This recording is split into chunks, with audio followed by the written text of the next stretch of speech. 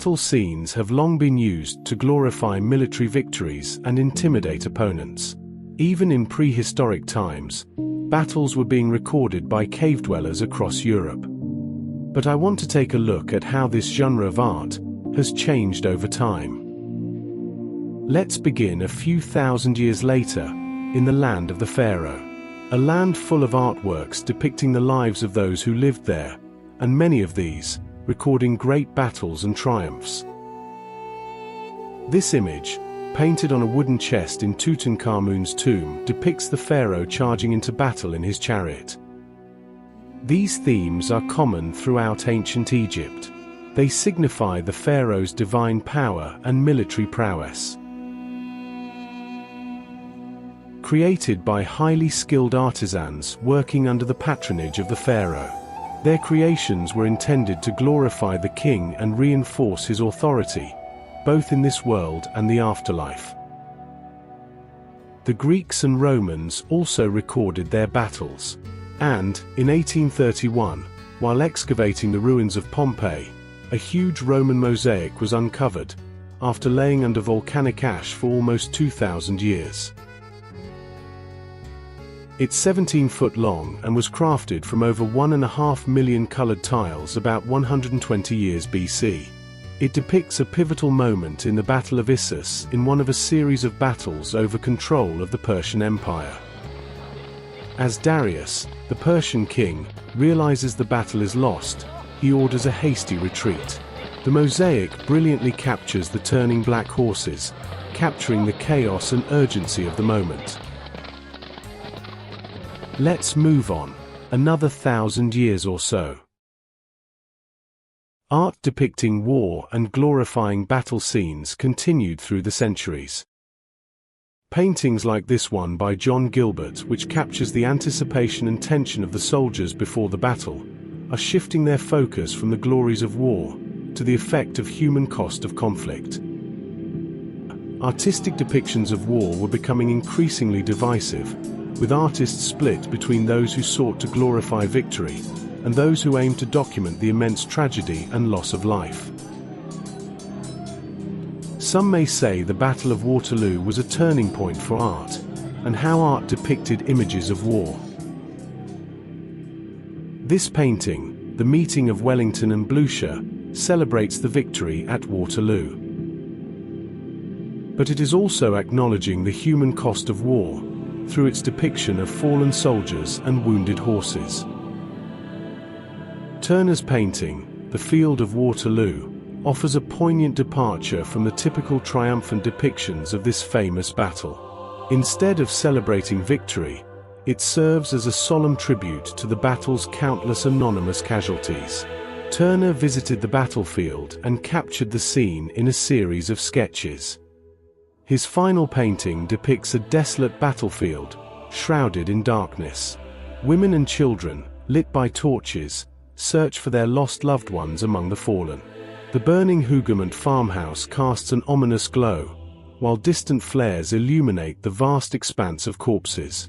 This haunting scene challenges the glorification of war, focusing instead on its tragic aftermath and the grief of those left behind.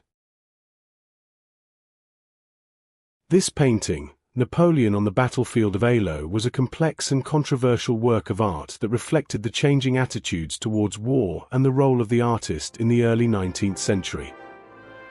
While the painting was commissioned by Napoleon to glorify his victory, the realistic depiction of the surrounding carnage challenged the traditional heroic representation the viewing public had grown to expect.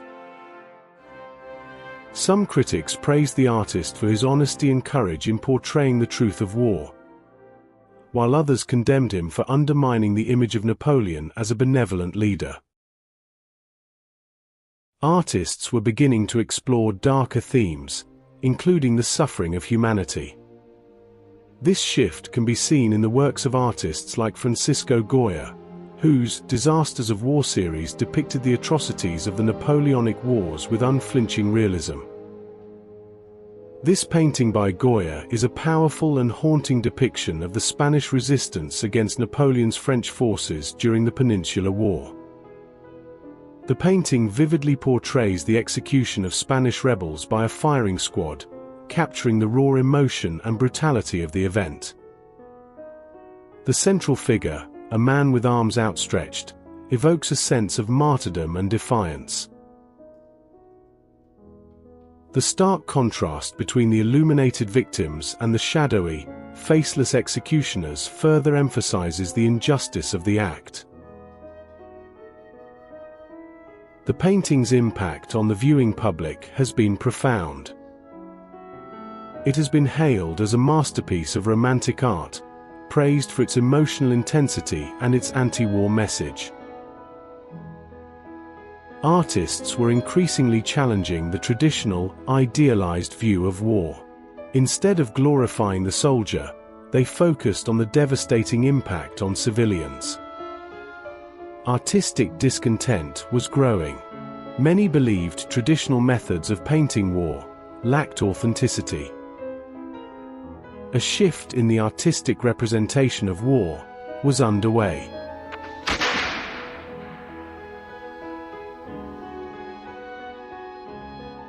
By the time of the First World War, the methods of warfare had undergone a radical transformation. Artists, witnessing these changes firsthand, reacted with groundbreaking and experimental artistic expressions. In 1916, the British government established the official War Artists Scheme. The primary purpose was to document the war for posterity and to boost morale on the home front. Artists like Percy Wyndham Lewis, a leading figure in the Vorticist movement. His paintings, such as A Battery Shelled, captured the mechanical and industrial nature of modern warfare. His work explored the dehumanizing effects of war and the impact of technology on society. Inspired by his first-hand experience at the Battle of Passchendaele, Lewis's unique style and choice of subject proved to be one of the most controversial artistic responses to the First World War. War art has undergone a significant transformation since the triumphant depictions of the 19th century. Contemporary war art now focuses on the harsh realities of conflict, particularly the suffering of soldiers.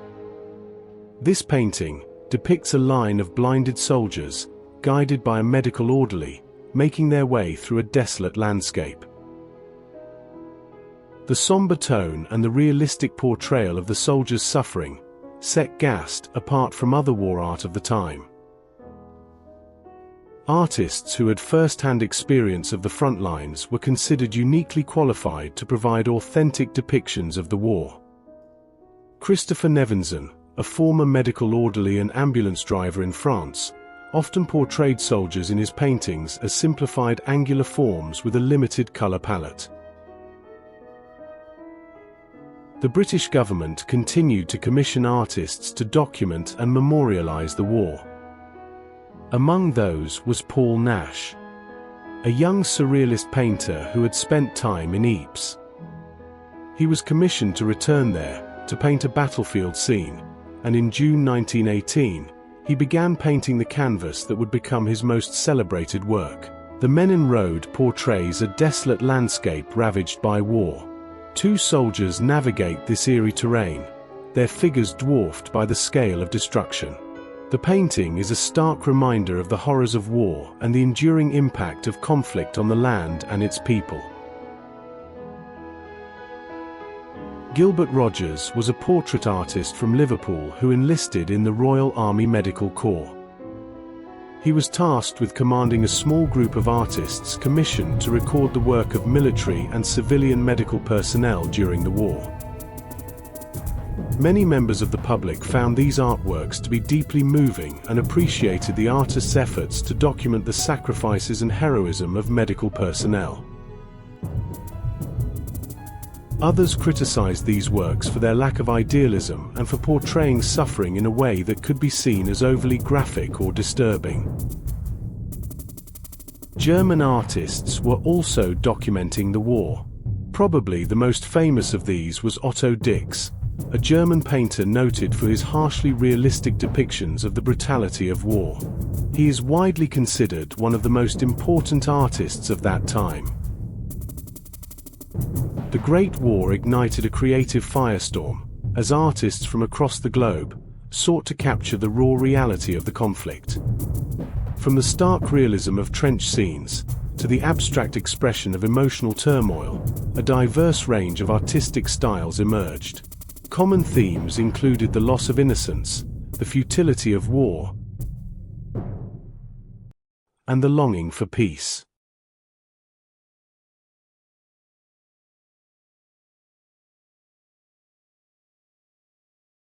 But peace didn't last long, because in 1939, Britain declared war on Nazi Germany. In 1939, the War Artists Advisory Committee was founded, and over 300 artists were commissioned to produce accurate representation of the war. Initially, many artists focused on documenting life on the British home front, including preparations for war and civil defence measures. From all the artists commissioned, the only woman officially commissioned as a war artist was Evelyn Dunbar. Dunbar's artwork provides a valuable historical record of women's wartime experiences and their vital role in supporting the war effort. Her work often depicted women engaged in agricultural labor, military service, and other essential tasks, highlighting their resilience and dedication. Sculptor and artist Henry Moore made a significant contribution to the British war effort through his powerful drawings depicting Londoners sheltering from the Blitz in the London Underground.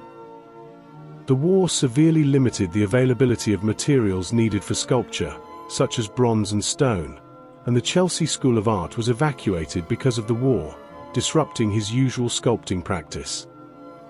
Moore's focus on the human form, even in the midst of chaos and destruction, resonated deeply with the public and provided a poignant visual record of civilian resilience. Another artist depicting how war was affecting those left at home was L.S. Lowry. His blitzed sight was met with mixed reactions from the British public. He had served as a fire marshal in Manchester, often stationed on the roof of a city centre department store where he witnessed and recorded the destruction of his city. Some praised his ability to capture the atmosphere of a bombed-out city, while others found the painting too bleak and lacking in hope. At this time there was a shortage in the number of women working in the factories, and so the Ministry of Production pushed for artists to depict production workers, and it was Laura Knight, an already established artist at the time, who was commissioned to paint Ruby Loftus, a female factory worker, in late 1942. As a result, Knight's paintings functioned as powerful propaganda, not only by bolstering the morale of female workers, but also by publicly acknowledging their indispensable role in the war. She was created a dame in 1927, and in 1936 she was the first woman to be elected to the Royal Academy of Arts. Despite some war artists focusing on the home front, many were assigned overseas, to experience the war firsthand, documenting the action at its core. Among those was Richard Urich, a renowned British artist, who was already a well-established painter before the outbreak of the war.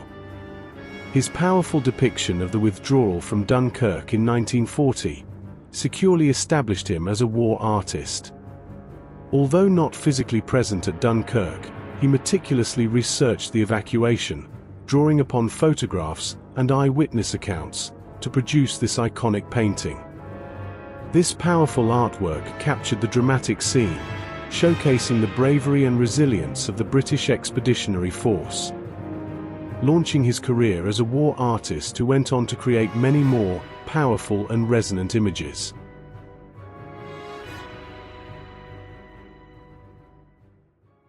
Paul Nash had become a renowned war artist during World War I, and when World War II erupted, despite his age and health concerns, he was eager to once again contribute his artistic talents to documenting the war. He was again appointed as an official war artist, this time specifically attached to the Royal Air Force. This position provided him with unique access to airfields, aircraft, and the inner workings of the RAF, offering a fresh perspective on the evolving nature of warfare. His works, along with the works of countless other commissioned war artists, continue to resonate with viewers today, giving us a powerful reminder of the human cost of war.